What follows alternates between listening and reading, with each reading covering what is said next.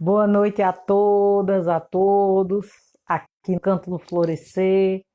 Estamos começando mais uma live e essa live a gente fez esse convite especial e fomos atendidas para que recebesse hoje esse companheiro, que é um companheiro muito especial de vida, de luta, o deputado João Paulo, que muito nos honra para que a gente receba. E aí esse tema que a gente hoje propôs a conversar com vocês é um tema que tem tudo a ver aqui com o Canto do Florescer, é um tema que está voltado à questão das práticas integrativas que na vida dele é uma realidade há muito e muito tempo. Então ele vai vir aqui conversar um pouco sobre isso com a gente. E aí eu espero que vocês fiquem aqui, que vocês gostem, que vocês participem dessa live. A internet hoje não está ajudando mesmo, então eu peço paciência a vocês, peço paciência também a João Paulo, que se por acaso ficar lento em algum momento, a gente aguarda um pouco, como já aconteceu algumas vezes, e continua esse nosso papo de hoje. Eu estou aguardando ele aqui chegar e pedir para participar, para a gente já acolher mesmo, né? O Canto do Florescer está completando praticamente um ano que a gente faz lives, que a gente bate papo, que a gente conversa e sempre trazendo aquelas pessoas, aquelas situações onde a gente entende que são pessoas que contribuem para o florescimento delas e o florescimento nosso. E tem sido um processo de muito aprendizado, de muito diálogo. Eu fico muito feliz com os feedbacks de vocês, que normalmente são muito legais. Vocês chegam e dizem: Ah, eu gostei, eu vi, a live foi boa, eu já aprendi, eu já estou fazendo determinadas ações. Então a gente realmente entende e fica muito feliz com esse diálogo que o Canto do Florescer vem mantendo durante todo esse período. Eu vou aguardando aqui que João Paulo entre, enviar para algumas pessoas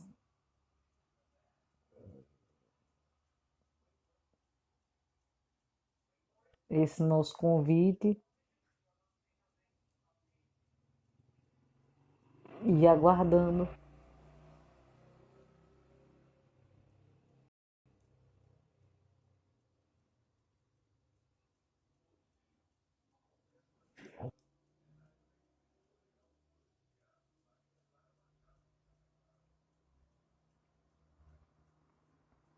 Aguardando ele entrar.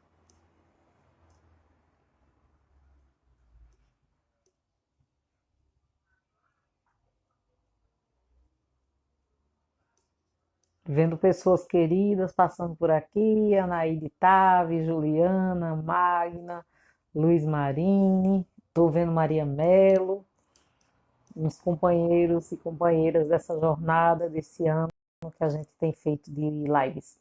E semana que vem a gente vai ter a live do aniversário, vai ter ao vivo sorteio, então a gente já convida todos e todos para participar. Melo aqui dando boa noite. Saudades, né, gente? Esses encontros, esses espaços de live, eles nos ajudam muito a diminuir um pouco a saudade do não poder estar encontrando, do não poder estar abraçando. De fato, eles nos ajudam nesse momento.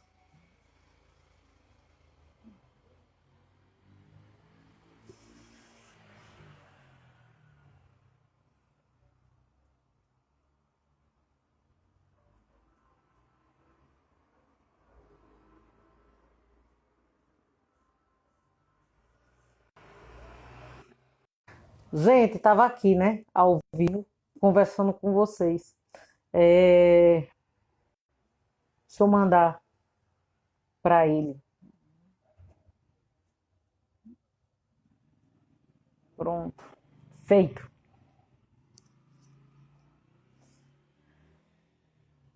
Pois é, Maria Melo, muita saudade. A gente fica, por enquanto, nessa nossa forma que temos de comunicação pedindo já desculpa a Mariana, que eu atendi o telefone dela aqui na live e terminei.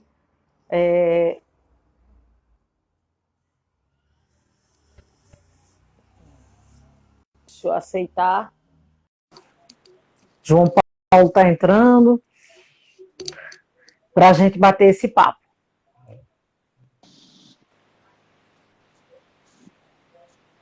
Eu já entrei aqui. Jerusa, boa noite. Boa noite! E aí? Eu estava aqui conversando com as pessoas e dizendo que hoje a internet não está nos ajudando, mas se ficar lento, a gente entende, vai devagarinho e vai mexendo com ela. Seja bem-vindo, meu querido. Dispensa a apresentação, né? Que as pessoas que vão estar por aqui, elas já lhe conhecem, deputado João Paulo. A gente vai bater esse papo hoje sobre esses hábitos saudáveis. E nessa perspectiva de hábitos saudáveis, tá meio que cortando, né? Não, tá tranquilo, tá tranquilo. Pronto, então tá ótimo. E sobre hábitos, pensar em conversar sobre sua própria história de vida, né? Sobre como esses hábitos chegaram em tua vida. Você que é uma pessoa que, quando eu te conheci, era muito difícil você ver uma pessoa que era de um partido de esquerda e que já tinha esse pensamento, já tinha essas práticas da meditação, da alimentação saudável. E aí a gente pode começar o papo por aí. Como é que isso chegou em tua vida, João Paulo? Na verdade, isso tem muito a ver com minha origem, né? Eu, como venho de uma família muito pobre, meu pai não tinha profissão, então ele trabalhava de uma coisa, quando se desempregava ia passar jogo de bicho para poder levar alguma coisa para casa, trabalhou de operário de fábrica, então a nossa vida foi sempre muito de incertezas. E eu estudava muito para que ele queria que nós estudássemos muito para não ter o mesmo destino que ele chamava o mesmo destino de ele. E eu nunca associava isso, é lógico, a uma estrutura de sociedade onde milhões de pessoas não têm emprego, não têm educação de qualidade, não têm saúde. Então eu estudava muito, mas era a perspectiva de mudar a minha vida e a vida de minha família. Então, foi assim que eu conheci, acho que o primeiro passo foi conhecer a JOC, a Juventude Operária Católica. Na Juventude Operária Católica eu comecei a descobrir uma realidade, que a miséria, a exploração, a falta de educação, trabalhadores morrendo de acidente de trabalho, pessoas vivendo na rua, jovens sendo assassinados, entregues ao vício da droga, tinha uma causa estrutural de uma sociedade. Então, a partir daí, eu comecei a lutar. Mas como eu gosto ainda muito, de ler muito, que era um hábito que eu adquiri, sou apaixonado pelo conhecimento. Então, até um pouco antes mesmo de entrar no movimento de esquerda, né, que foi em 1971, eu já queria entender o universo, como é que a Terra gira em torno do Sol, como é que a Terra gira em torno dela mesma, como é que a Lua gira em torno da Terra, os impactos que isso tem. Nós estamos aqui sozinhos na Terra, no universo e tal. Tenho ainda uma curiosidade muito grande para compreender a essência da vida, né? E foi numa das leituras ainda, no início do movimento da militância na Juventude Operária Católica, que dentre essas leituras eu li Krishnamurti, Viagem por um Mar Desconhecido. E nesse livro, Krishnamurti, que era um filósofo indiano, ele fazia muitos questionamentos sobre Deus, sobre a fé, sobre o hábito de fumar, sobre o casamento. muitas indagações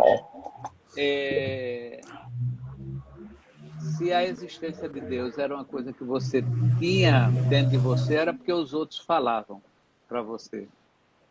Entendeu? Muitos questionamentos. Então eu fiquei meio, como poderia se dizer, fiquei... Casamento. Deu uma microfoniazinha aqui, um minutinho só.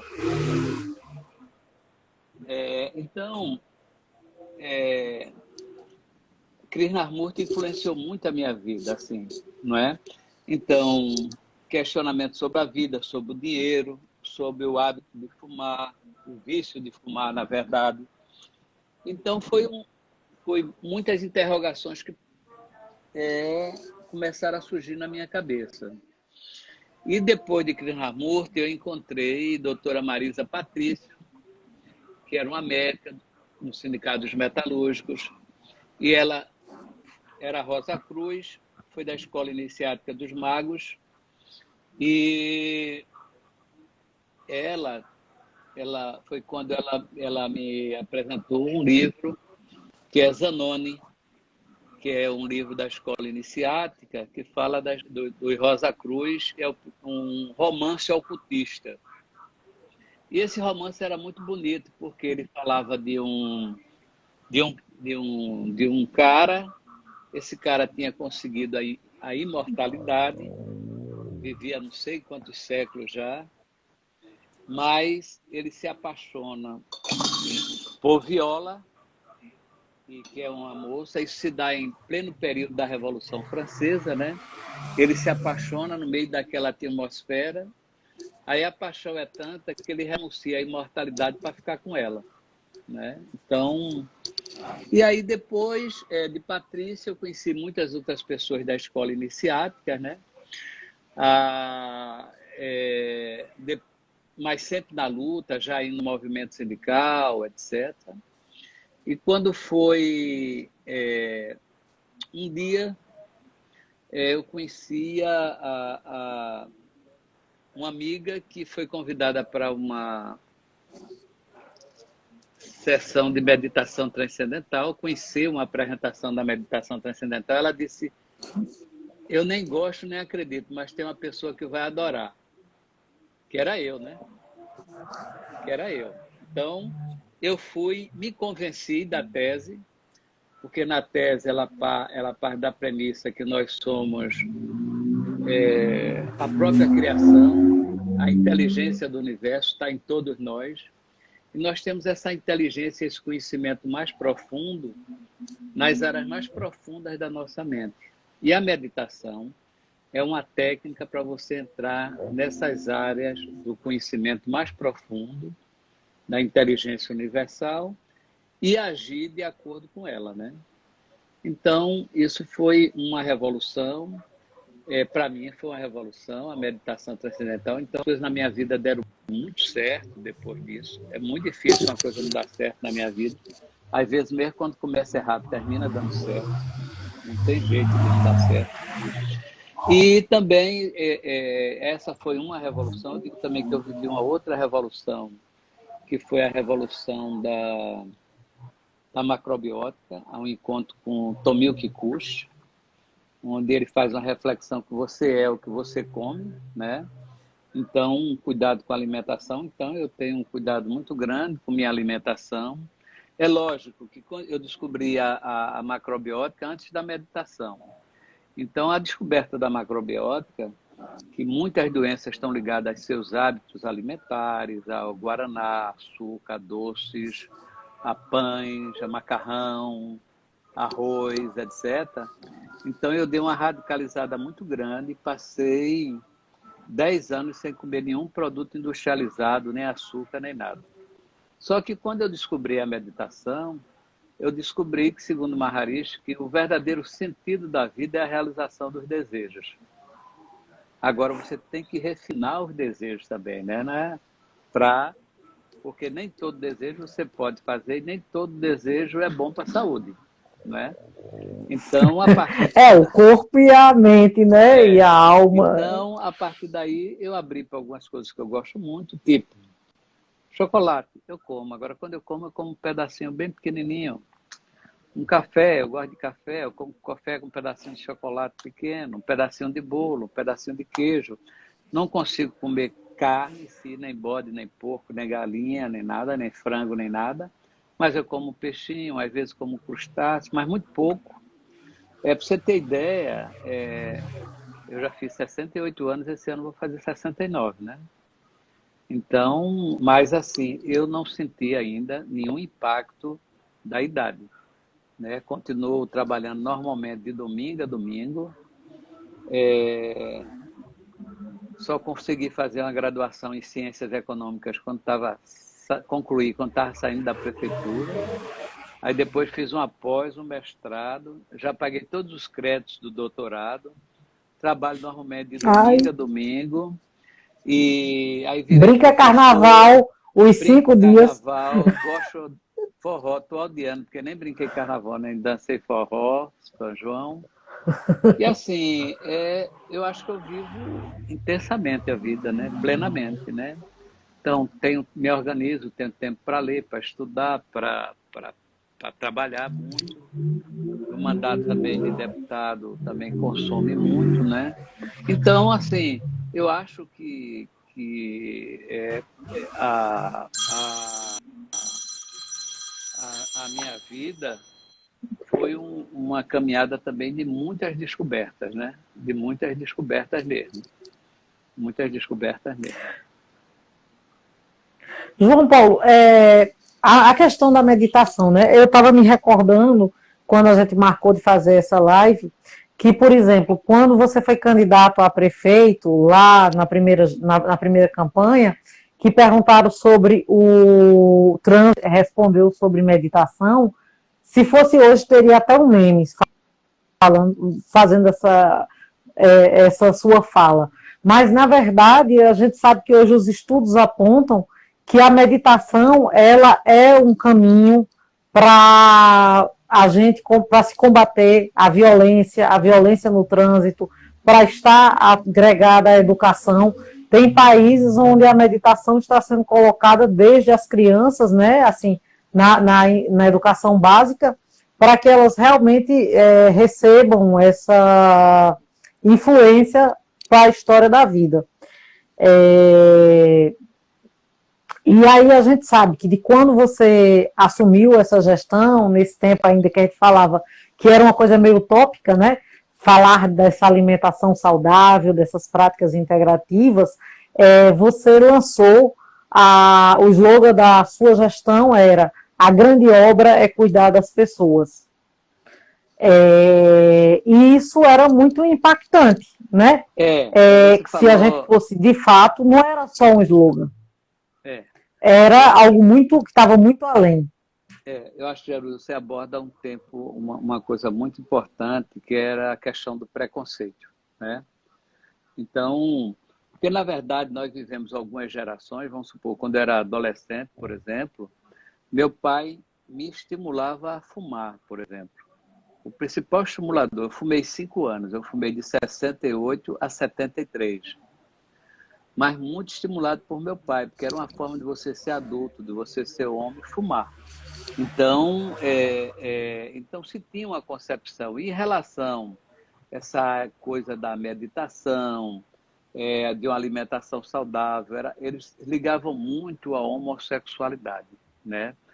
Tanto prova que para algumas pessoas eles me colocavam como homossexual por conta dessa alimentação mais cuidadosa, da meditação, dessas coisas todas. E na campanha eleitoral, para você ter ideia, fizeram diversas charges, eu meditando, voando, e uma das charges assim, que eu achei super interessante também foi que eles me colocaram, eu do lado de fora do prédio da prefeitura, no andar, em posição de lótus, voando, e Roberto Magalhães sentado na cadeira dele e eu do lado de fora olhando para a cadeira dele, né? Então, acho que é um pouco o que a gente está vendo hoje, né? Que é o governo Bolsonaro. a negação da ciência, a negação da educação, a negação da saúde, a negação da vida. E outro aspecto muito interessante da sua intervenção, por sinal muito inteligente, é ligado, porque o que Maharishi diz é que é o seguinte: a sociedade é como o homem está por dentro. Então, se o homem chega àquela condição de fazer aquela carnificina que fizeram lá em Jacarezinho, lá no Rio de Janeiro, quer dizer, pessoas humanas matando, assassinando, humilhando a comunidade de baixa renda, é porque essas pessoas estão impregnadas disso. Isso é o ser dela que é desse jeito. Violento, com a visão violenta, com a visão não de quem faz uma reflexão de que um jovem que está na área de periferia, que não tem direito à educação, não tem direito à universidade, não tem direito ao emprego, e leva ela a se tornar um policial, a se tornar um monstro. Então, a forma de combater é com uma violência também, é com extermínio, é com assassinato. E como foi o caso de Marielle, né?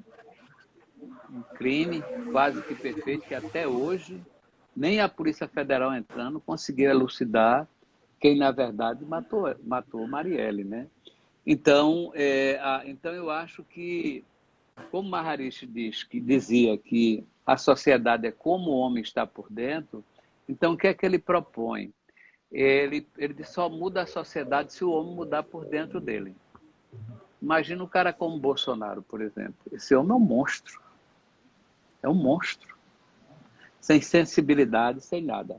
Mas Maharishi diz também que quando 1% da população faz uma meditação coletiva, impacto positivo sobre o geral.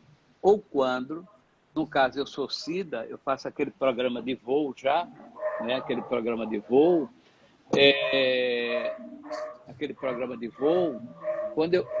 quando a raiz quadrada de 1% da população faz esse programa de voo,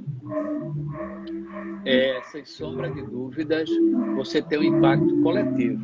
Então, as pessoas vão melhorarem, mesmo sem fazer a prática da meditação transcendental, pelo efeito que isso traz de positivo. Então, eu aprofundei muito, eu fiz todas as técnicas avançadas, com a única exceção que é dada a professor, porque eu não sou professor de meditação transcendental, mas o resto eu fiz tudo, inclusive aqueles que dão os voos iógicos, né? E depois eu vou mandar uns vídeos para você. É muito interessante isso. Eu confesso que eu estou tendo muita dificuldade de conexão. Eu estou escutando sua fala toda a partida. Eu não sei como é que está para você e como é que está para as pessoas que estão assistindo a gente. Mas a gente vai aqui fazendo esse diálogo e tentando se comunicar dessa melhor forma possível, já que a tecnologia está fazendo isso hoje com a gente.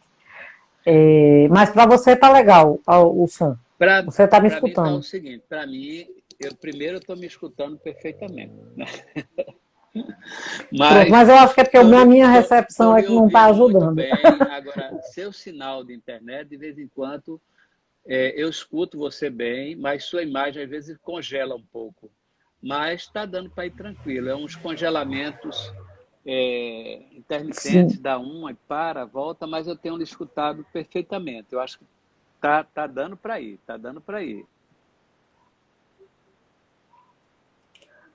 Entendi. Ô, João Paulo, como eu tinha falado, como a gente estava conversando sobre essa questão do cuidado, né, da dimensão do cuidado, na época, quando eu tive na tua gestão, eu fui fazer uma pesquisa, né, sobre essa coisa do cuidado. Começou a mexer muito comigo esse termo, que quando a gente começa a pensar sobre os termos que a gente usa no dia a dia, eles vão criando uma dimensão totalmente diferenciada. Uma coisa é o que a gente fala no dia a dia, e a outra é quando a gente começa a se apropriar das coisas. E aí eu fiz uma pesquisa com Foucault, com Leonardo Boff, foi um TCC meu, E eu fui compreendendo o quão é diferente, como eu tinha dito, essa coisa de fazer uma gestão, de fazer uma vida pública como é a sua, que está voltada, está ligada a essa dimensão do cuidado. E aí você, esses dias conversando comigo, falou que está na Comissão dos Direitos Humanos, na Comissão do Meio Ambiente, quer dizer, em várias faces que esse cuidado pode ser revelado, que esse cuidado é revelado. Você continua tendo esse lema nesses outros espaços políticos que você está atendendo, né? Que você hoje está inserido. E aí eu queria que você falasse um pouco dessa sua trajetória como deputado também, como é que está esse mandato, como é que está esses cuidados, por onde você está disseminando esse cuidado. Eu acho que foi muito boa essa sua colocação. Primeiro, eu quero só explicar uma questão que faltou anterior, foi como surgiu a grande obra Cuidar das Pessoas, né? Então, não foi fruto assim de um marqueteiro. Isso foi fruto do seguinte: no segundo ano de governo, eles questionavam muito que eu não tinha uma grande obra de pedra e cal. Mas em 2 anos de governo, você não tem como construir uma grande obra, né? Mas nós estávamos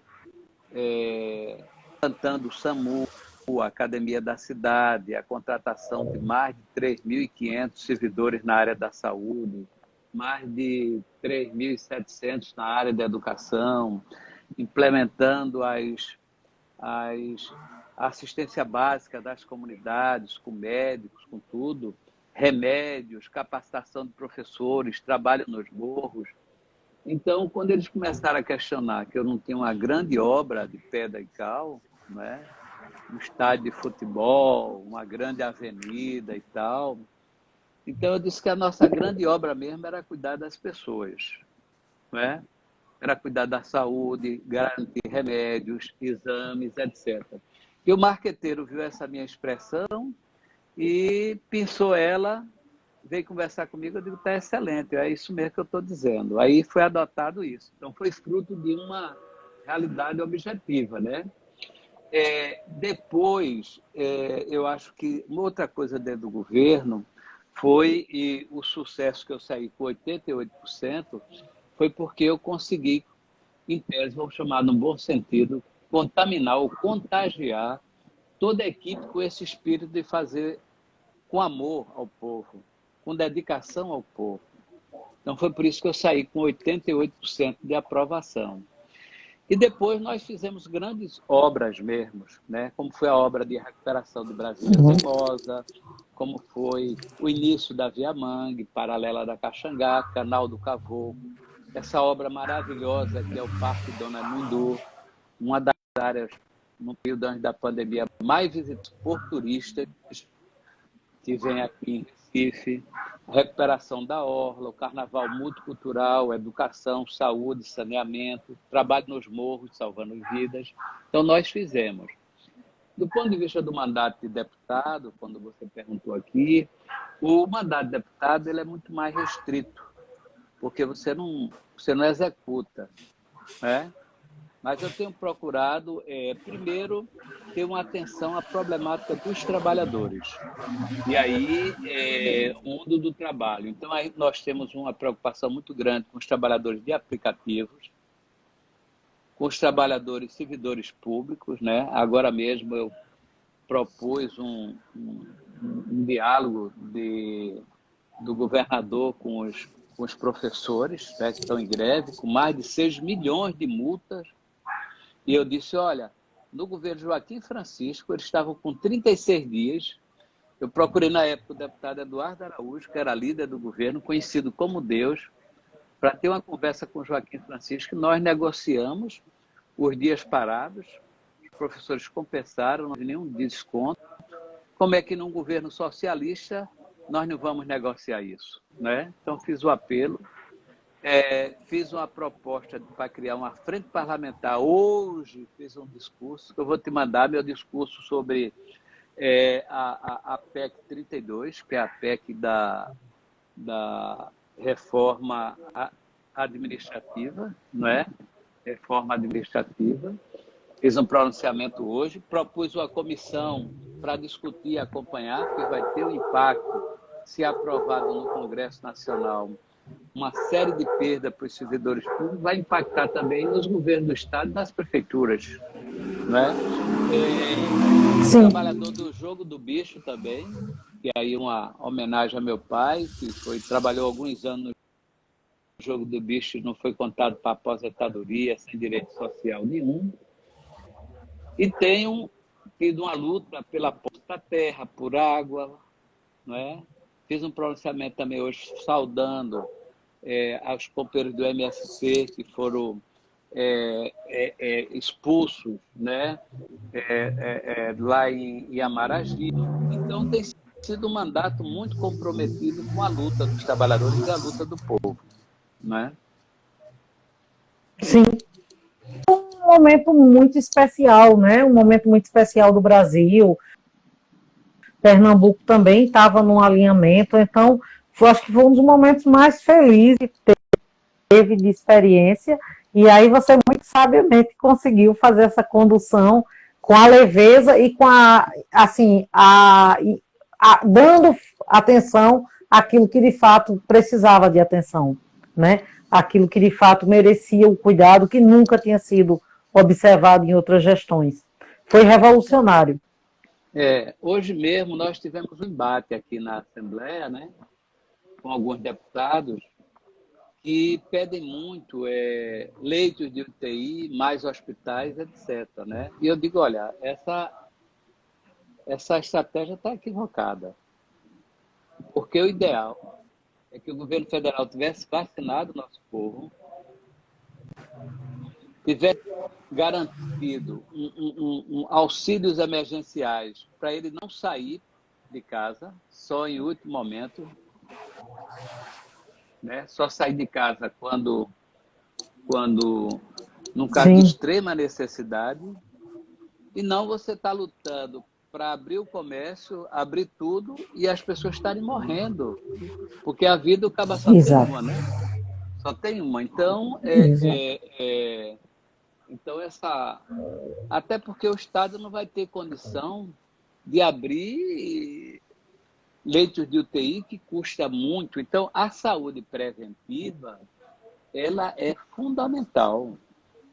Então, a quantidade de pessoas que envelhecem, problema cardíaco, diabetes,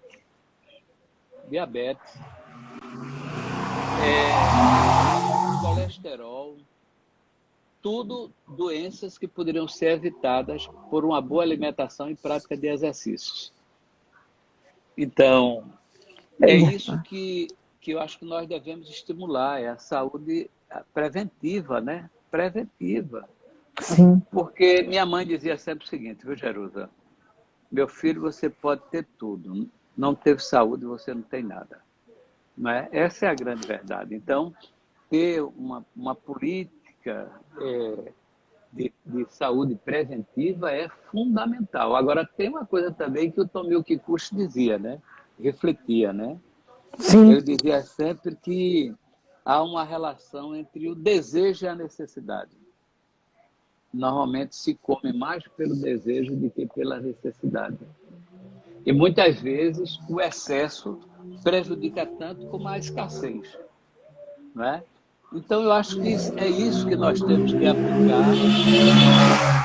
nas escolas, o ensino a partir da vida, como fez Paulo Freire, né? E eu tenho a honra de ter estudado com Paulo Freire em 1978 na França com ele, né? Então, acho que essa educação a partir da vida, ela é fundamental. Esse compromisso com a vida, com o outro, né? O servidor público, com o serviço que ele presta à sociedade, com a sociedade em preservar os equipamentos públicos, em você ter um alimento. Se eu tivesse ganho, eu acho que a prefeitura de Olinda, eu não sei como ia fazer, mas eu ia ver se eu tentava proibir refrigerante na cidade, comercialização de refrigerante na cidade. Tá certo? Acho que a gente teria que ter uma política nas comunidades de debate sobre alimentação, o que ela implica na saúde das pessoas, entendeu? E é lógico, ligado à luta pelo emprego, pela uma renda, etc., que são coisas essenciais, né? Então, eu acho que Pois é. se nós, se nós conseguirmos reverter essa lógica de funcionamento, eu acho que aí a gente vai ter sucesso, vai ter uma sociedade que possa preservar do meio ambiente, com sustentabilidade, que é uma comissão que eu estou na Assembleia Legislativa e tenho tido muitas intervenções no sentido de defesa do meio ambiente, né? Entrou um sonzinho aí bom Eu danado tenho no começo. acompanhado esse trabalho lá na.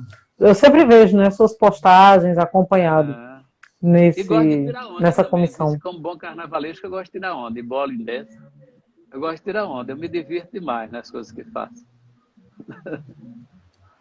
Na Assembleia eu tiro a maior onda lá também, com os deputados lá, com os Sim, bolsonaristas.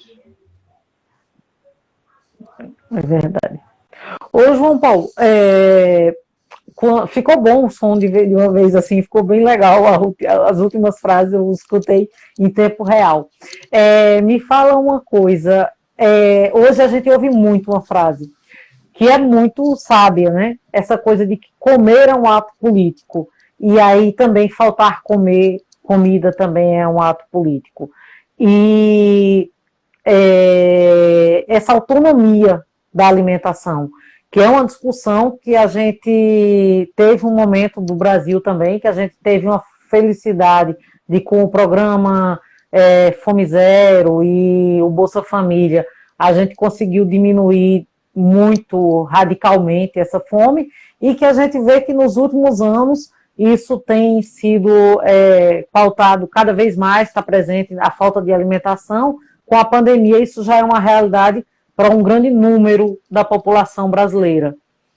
E aí, quando a gente pensa em que comer é um ato político, no sentido de fazer a escolha, no sentido de ter autonomia de procurar essa alimentação, ela ainda é para poucos, né? Assim, isso é uma realidade que é realidade, mas para muito poucos, porque muitos não têm como pensar sobre esse ato de comer, já que não tem a comida. Ainda estamos muito distante desse processo. Eu acho que são duas coisas. Veja bem, o ato de comer, preservar a alimentação para dar energias para a pessoa aguentar um dia de trabalho, um dia de vida, né? Para as suas atividades de trabalho, lazer, passeio, namoro, etc. Mas eu acho que, e aí é toda a luta pelo emprego, por política de assistências sociais, pelo atendimento médico. Agora, acho também que tem uma discussão que está dentro dessa, que é você também pode priorizar o que vai comprar. Que a alimentação natural normalmente é bem mais cara mesmo, né? Mas você há de convir também que muitas vezes também se come demais. Mesmo a comida já não tem a qualidade, vamos supor refrigerante, por exemplo. Estou citando o exemplo assim, chutando o exemplo. Mas se toma tanto refrigerante que a saúde das pessoas, a quantidade de pessoas com diabetes é uma coisa impressionante. Eu entrei no shopping para comprar um presente e eu fui lá na livraria Saraiva, na Saraiva, que era para comprar aqueles aplicativos para leitura. E aí, para você ter ideia, quando eu entrei no elevador para subir, porque será a livraria no último andar do shopping, que eu entrei, entrou uma jovem, relativamente jovem, eu acho que ela não tinha metade da minha idade, mais ou menos, né? E ela sentada numa cadeira de rodas, com o pé enfaixado, eu vi um pedaço da perna enfaixado. Eu disse, fez uma cirurgia, foi? Ela disse, foi uma amputação do pé. Aí eu vi que não tinha o pé dela. Aí foi que eu notei que o pé dela. Ela disse, foi diabetes. Ou seja, não situações que podem ser revertidas, podem ser cuidadas, mas que a falta de cuidado do próprio governo, das prefeituras em fazer um trabalho educativo, de orientar, o que é que você tem? Você tem a mídia vendendo produtos sem qualidade e sem nenhum controle do Estado. A quantidade de sal em muitas comidas, por exemplo, né? Então, tudo isso, apesar de com muitas dificuldades, você pode reduzir muito e gozar de uma vida melhor, enquanto a gente não consegue um padrão melhor para todos, né? Sim. Há uma linha paralela, né? Que traz essa questão da alimentação mal cuidada, desse desmando da alimentação com agrotóxico e com todos os produtos que a gente sabe que que só são prejudiciais mesmo. Paralelo a isso, tem a indústria farmacêutica que ganha com esse consumo, né? Uma alimenta a outra de maneira muito intrínseca, né? Muito ligada. Uhum.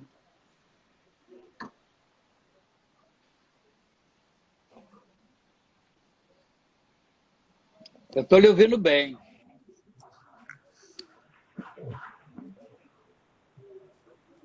Jerusa? Está me ouvindo? Oi? Não, Não, eu estou acho que é ouvindo isso. agora bem ruim, Tá ruim bem agora? difícil. Está Ixi. melhorando. Ah, eu estou escutando, agora eu estou escutando. O que não estava, o que não, a imagem não está completando. Você está Ah, parado, certo. mas agora eu estou Ah, não. escutando. Não, mas eu estou vendo você. É o seguinte, eu acho que a forma como eu estou lhe vendo é a forma como você está me vendo, né? Mas isso é É, lógico, tem toda uma isso. indústria voltada não para a saúde, né? Mas para a venda, para ficarem mais ricos, para ficarem mais milionários, sem pensar na saúde das pessoas, né? E sem pensar Sim, também no aspecto de preservação do planeta e do meio ambiente. Está vendo o que está acontecendo aí no Amazonas, né? Com esse desastre do governo exato. Bolsonaro. É. Lamentável, né? Assim, uma coisa que já estava prevista, a gente já sabia que ele tinha esse propósito de fato, mas que cada vez que a gente vai vendo, vai entrando num processo de ficar mais chocada com as possibilidades e com as coisas que esse governo tem feito.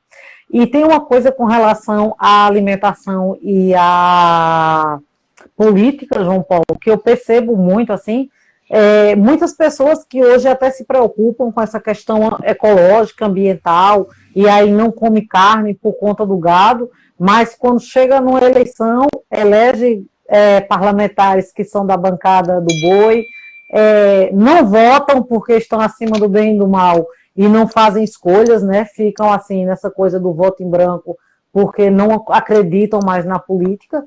E acho que é uma coisa que a gente tem que discutir mesmo, porque não existe nesse nosso planeta, nesse nosso país, inclusive, essa coisa de você, porque é ecologista, ou porque você é uma pessoa mais evoluída, você não tem um comprometimento político, porque isso, para mim, não reflete essa evolução, na verdade. Basta ver a bancada neopentecostal, né?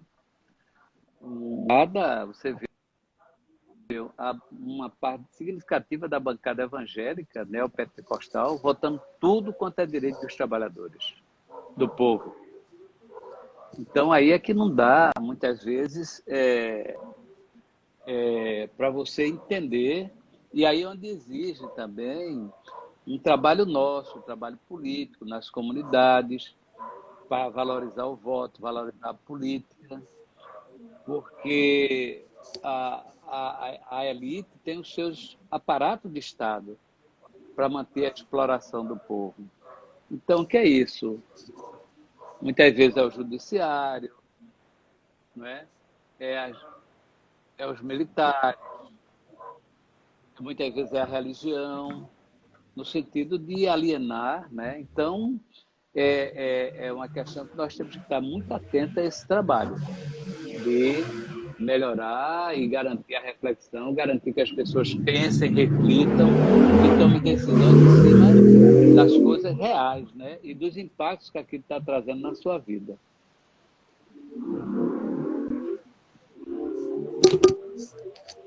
O som ficou parado para mim agora.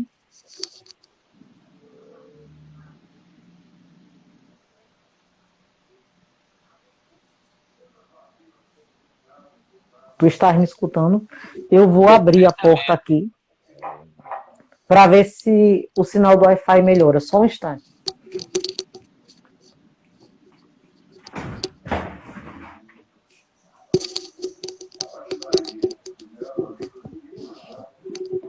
Estou tentando ver se o sinal do Wi-Fi melhora, porque parou a comunicação para mim. Eu estou lhe vendo perfeitamente, estou lhe ouvindo.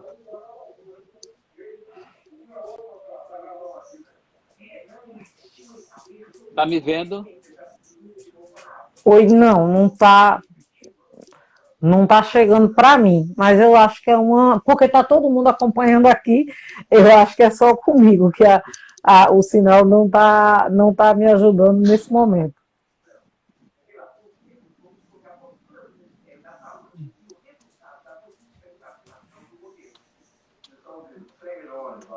Estamos todos lhe ouvindo. O Marcos Melo dizendo que está lhe ouvindo. Mariana está lhe ouvindo. Pronto, agora voltou. Isso. É desde de manhã. Hoje de manhã a gente já acordou com o sinal um pouco frágil aqui. Não é muito normal. A internet aqui é boa. Mas hoje já passei o dia com ela meio fragmentada. Mas agora está voltando, sim. Eu estou escutando a tua voz. Maravilha. Maravilha. Eu estou lhe ouvindo bem. Ai, João Paulo, que coisa boa te encontrar por aqui. Desde que a pandemia começou a fazer esses bate-papos pela internet, eu gosto dessa coisa de comunicação, gosto de rádio, gosto de dialogar. E eu acho muito interessante, porque são registros que eles acontecem, a gente mata a saudade, a gente conversa, outras pessoas aparecem por aqui e também conversam com a gente, e ao mesmo tempo ficam gravadas, né? Eu acho que vai ser uma memória que a gente está fazendo para esse momento atípico que estamos vivendo. E eu fiquei muito feliz de você ter aceitado esse convite para estar aqui hoje. Eu estou falando assim, porque eu não sei se a internet vai nos ajudar mais muito assim, e fazendo o convite para você vir para cá, né? Já está vacinado, para você também vir para a Pesqueira presencialmente, para a gente fazer umas rodas de diálogo por aqui. Vamos fazer, Jaru. Será uma alegria muito grande voltar aí à Pesqueira, cidade tão maravilhosa. É importante lembrar que nós devemos ter bastante cuidado, porque a irmã de Zeca Cavalcante, o Zé Paulo Cavalcante, faleceu depois de ter tomado a segunda dose, né? E quando ela estava na UTI, foi medida a imunidade dela e deu 0 com as 2 vacinas. Então, estão se levantando diversas teses, o que não aplicaram, o que aplicaram o soro. Porque como é que se explica uma pessoa ter 2 doses e ter imunidade 0? Ou não fez efeito na fisiologia dela. Então, por isso que é importante ter cuidados, máscara, álcool gel, etc. Inclusive, até sábado, né, vai ter um grande ato aqui na Praça do Derby. E eu estou animando o pessoal para ir, agora para ir tomando todos os cuidados para não se contaminar, porque a saúde é fundamental. Temos que ter o maior cuidado, e morrendo de vontade de ir para essa caminhada aí, mas a gente, aqui no Agreste, a gente está no pior momento da pandemia, né? Eu vim para cá em agosto, e aí durante esse período todo estava muito tranquilo, a gente utilizando a máscara, os cuidados, mas estava uma coisa muito tranquila, conseguindo trabalhar presencial, mas aí de um mês para cá a situação afunilou, e assim, essa compreensão, a gente não deveria mais estar passando por isso, a gente sabe que a gente teria condições de estar hoje vivendo um momento totalmente diferenciado, a população do Brasil é enorme, mas a gente já poderia estar com essa vacinação acelerada, e ao mesmo tempo a gente não pode cruzar os braços e ficar confortável aguardando esse desmando acontecendo, né? É preciso ir para a rua, quem não consegue ir para a rua é preciso colocar nas mídias. Acho que a gente precisa lutar por essa vacina para todos, a gente precisa lutar pelo Fora Bolsonaro, para poder, inclusive, depois disso, a gente conseguir colocar em prática tudo isso que a gente vem conversando por aqui de maneira muito mais eficiente, muito mais eficaz. Eu acho que Mariana colocou aí uma coisa importante, né? Se nós tivéssemos um presidente comprometido com a vida, com o povo, com a ciência, nós já poderíamos estar quase toda a população já vacinada, ter salvo muitas vidas, né? Muitas vidas. E o que nós estamos assistindo são as famílias esparceladas, muitas famílias esparceladas, com perda de filho, pai, mãe, avô, avó, entes muito queridos que estão morrendo por uma negligência total do governo Bolsonaro. Essa é a grande verdade. Nós estaríamos em outra realidade, né? Minimamente, e eu não estou nem desejando assim, se a gente tivesse, por exemplo, num governo de esquerda, se a gente tivesse num governo que tivesse o mínimo de respeito pela vida humana. Eu acho que ninguém no Brasil esperava passar por uma pandemia com um presidente como o que a gente tem hoje. Assim, foi um tiro no pé mesmo, mas que isso sirva de ensino, de aprendizagem, que isso nos fortaleça, né? A gente sabe que os desafios estão para ser para nos ajudar a fortalecer mesmo. Eu não precisava passar por isso, mas se a gente, enquanto população, precisa, que a gente aprenda mesmo, que a gente usufrua da melhor maneira possível esse aprendizado. Mas é assim, a gente vai vivendo, como minha mãe dizia, né? Vivendo e aprendendo, fazendo, lutando, não pode parar, não pode parar. Agora, o que eu acho, Verusa, que assim, talvez colocando uma questão que você falou aí que ninguém esperava que o país pudesse mudar tanto para pior, muito pior, não é? Porque quem viu o governo Lula fazendo universidades no interior, quase pleno emprego, salário mínimo acima da inflação, todas essas conquistas, não imaginaria até que nós pudéssemos chegar a essa situação do Brasil servir de chacota internacional, desemprego, gente morrendo, de um governo totalmente despreparado. Mas eu sempre gosto de contar esse fato, talvez até para sintetizando um pouco a nossa conversa, foi de uma conversa que eu tive com o Caio de Souza Leão, que foi médico que tomou conta da restauração. E ele disse que numa conversa com a Raiz, quando eles deixaram o governo, que o Joaquim Francisco assumiu, ele foi conversar com a Raiz, e ele, como tomava conta da restauração, disse: olha, eu estou muito desanimado, não quero saber mais da política, porque a gente foi um esforço medonho para construir e Joaquim Francisco está destruindo tudo. E aí, que não é nem comparado com o que Bozo fez, com o que Lula e Dilma deixaram, né? Nem se compara. Mas a Raiz disse que era bem mais velho do que ele, acho que no mínimo uns 40 anos mais velho do que ele. A Raiz disse: meu filho, você é muito velho, porque minha vida foi um eterno recomeçar. Eu vou, arrumo, organizo e tal, eles chegam, desmancham tudo, eu vou lá, arrumo de novo. Então era um pouco assim, essa mensagem que eu queria deixar, de esperança, de fé, de luta, e não desanimar nunca, desanimar jamais. Acreditar que nós temos a melhor proposta, nós temos o bem dentro de nós queremos mudar a vida do povo, queremos que todos sejam felizes, com saúde, com educação, com cultura, mas para isso também é necessário lutar. É necessário lutar. Então, acho que isso sintetiza, e aí, justamente com toda essa reflexão que você faz aí, né? A luta pelo meio ambiente, pelo emprego, pela saúde, tentar mudar, porque as coisas vão mudando aos poucos, né? Eu também não mudei de uma hora para outra, eu fui mudando aos poucos também, né? E são 50 anos que eu venho nessa caminhada, né? Comecei mais ou menos com 17 anos, estou até hoje, né? Então, é uma caminhada boa, né? Só aprendendo. É verdade. João, eu queria agradecer aqui a pessoal da tua equipe, assim, né? Você tem uma maravilhoso, sua equipe é muito confortável de estar conversando. A Mariana, que fez o nosso card e a nossa divulgação, a Gustavo, que acabou de falar comigo antes da live, a Maria Mello, né, incansável, militante aí, batalhadora mesmo.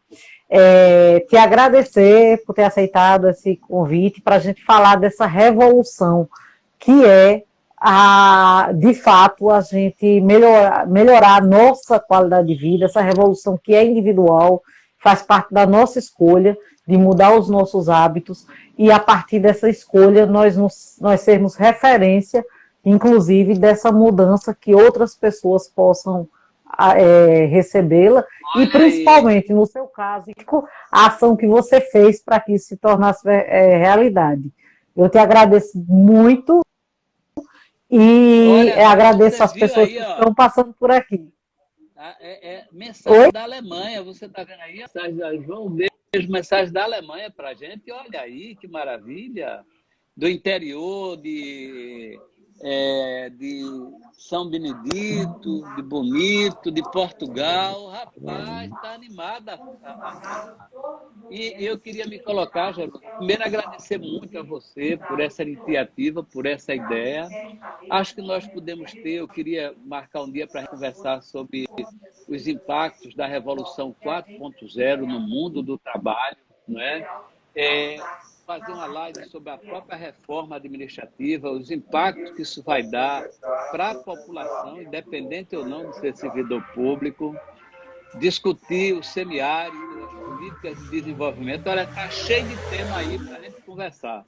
E, normalmente, essas conversas, elas são conversas objetivas, rápidas, que dá para a gente fazer muitas por aí. Conversar, já que a gente está podendo, no mínimo, conversar pessoalmente. E veja bem, nós tivemos aí pessoas de Pernambuco, pessoas de Portugal, pessoas da Alemanha. Veja bem, que coisa bonita, entendeu? Então, é um momento de encontro. Eu só queria agradecer a você, essa sua forma alegre, essa sua forma de vida, de luta. Eu conheço você já faz um tempinho já, né? Eu Um lembro quando era bocadinho. menino, tu já tinha uns 20 e poucos anos, né? É brincadeira. Mas conheço do seu compromisso, né? E acho que é isso. Eu acho que nós podemos ter um trabalho sério, comprometido, mas, acima de tudo, valorizando a vida, valorizando a nossa existência, né? E talvez, assim, para concluir, eu queria talvez depois falar, eu chamo, acho que de 4 revoluções que eu fiz. A primeira revolução foi a revolução da consciência política. Entender, É verdade. entender que a sociedade e o homem está morrendo desempregado com fome é fruto de uma estrutura capitalista, né? Primeira coisa. A outra foi a revolução da macrobiótica, por ter um critério alimentar, necessidade de exercício, etc. A outra foi a meditação transcendental, que me pôs em contato com as áreas mais refinadas da inteligência e da nossa resistência. A gente vai falar em um outro momento. Vai ser Ai, e surpresa. eu te aguardo aqui para a gente fazer essa conversa presencial, para a gente conversar com esse povo de Pesqueira presencialmente e a gente construir, continuar essa construção das nossas caminhadas. Vamos marcar. Eu tive em Bonito, em São Benedito. Estava marcado já para ir em També, mas uma das pessoas do grupo está contaminada com Covid e contaminou outras pessoas. A gente está adiando de sábado, né? Que ia ser sábado à tarde. Mas estou pronto para nós aí, para lhe ver, lhe dar um abraço desse povo querido aí da região e continuarmos essa luta para construir um mundo diferente. Um mundo cheio de amor, de alegria e de felicidade para todos. Beijão para você e todos que Beijo, nos cheiro na acompanham. alma. Gratidão a Ah, todas e todos que tiveram por aqui. Cheiro, João Paulo. beijo. Beijo a todos.